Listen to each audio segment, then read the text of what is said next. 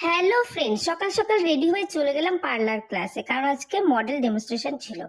তো যাই হোক, মডেল তো আমাদের এসে উপস্থিত হয়েও গেছে আর আমরা সবাই চলে এসেছি। আজকে ক্লাসটা যেন একটু ভালোই লাগছে, কারণ সবাই এসেছে।